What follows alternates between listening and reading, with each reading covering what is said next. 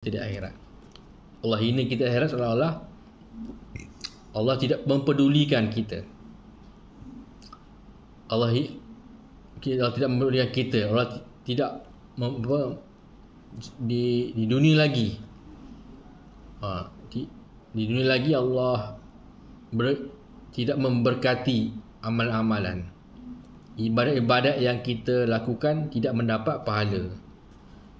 Amal-amal kita lakukan itu rugi. Seolah-olah kalau kita berzikir, orang kalau zikir,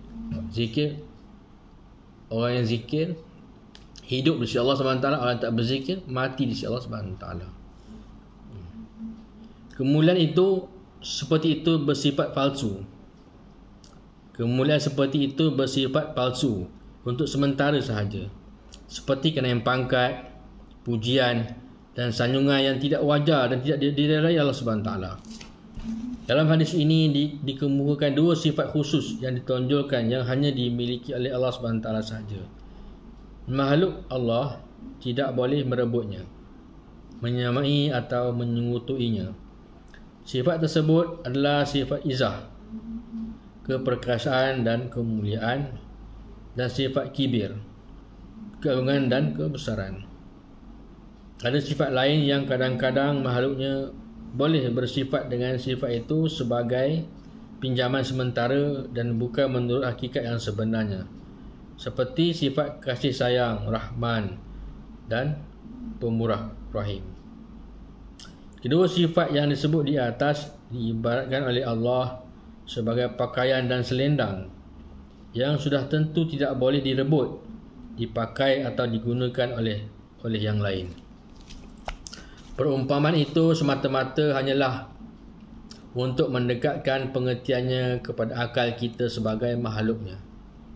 Barang siapa yang hendak menyamainya atau menyekutuinya akan dilemparkan ke dalam neraka dan disiksa setimpal dengan kesalahannya. Tegasnya, orang yang kebetulan dianugerahi kemuliaan, misalnya kenaikan pangkat, mendapat pangkat yang tinggi, memegang kuasa dan hak, dipilih oleh rakyat menjadi wakilnya dan lain-lain, tidak menyalahgunakan anugerah tersebut sehingga seolah-olah berkuasa mutlak, gagah sombong dengan sewenang-wenangnya, menggunakan kekuasaannya. Perbuatan seperti itu termasuk dalam menyekutui sifat Allah, berdosa kepada Allah, derhaka dan sombong kepada Allah. Kemuliaan yang diperoleh itu dipalsukan oleh dirinya dan hanya sementara sahaja. Apabila maknanya kemuliaan dunia, hidup Allah hantar kita ke dunia ini ialah maksudnya untuk mentaati perintah Allah menurut sunnah Rasulullah SAW. Yang Allah tidak suka orang dianugerahi kemuliaan, mendapat pangkat, diarahkan kepada dunia.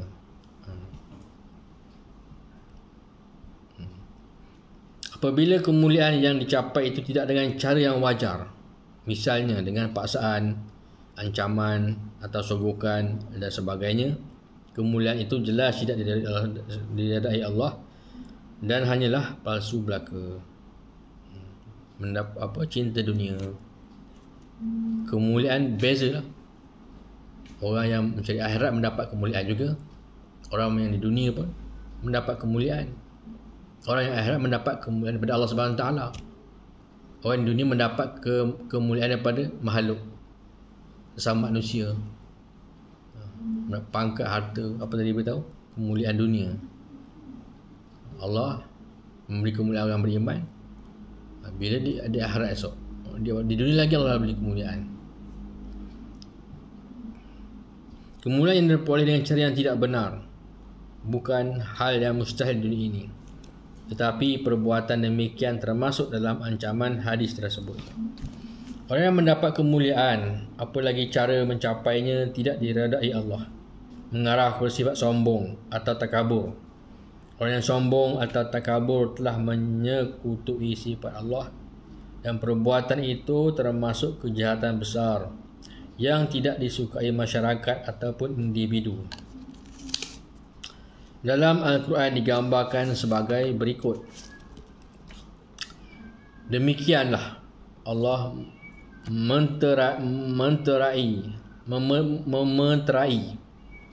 memeteri atas hati tiap-tiap orang yang sombong takbur, lagi bermarajalela pencerobohannya. Surah Al-Ghafir, surah dalam Mukmin pada surah Al-Mukmin ayat ke-35. Jadi Allah beritahu lagi dalam surah An-Nahl ayat 29, oleh itu masukilah pintu-pintu neraka, tinggal kekallah kamu di dalamnya, maka sesungguhnya neraka itu seburuk-buruk tempat bagi orang-orang yang sombong takabur. Surah An-Naml ayat 29. Oleh itu, ya Allah, maknanya pengarang tadi ni ada yang ni ringkas je, ni ringkas 2 muka surat je ni. Maknanya itulah beritahu tentang kehidupan dunia ni tidak mempunyai apa-apa nilai. Tidak ada penilai. Jadi bernilai yang bernilai ialah amal-amal agama. Ya, satu mana semoga apa yang kita dengar tadi dapat kita amal yang kita sampaikan. Subhanallah bihamdihi, subhanakallah bihamdika, asyhadu alla ilaha illa anta, astaghfiruka wa atubu ilaik.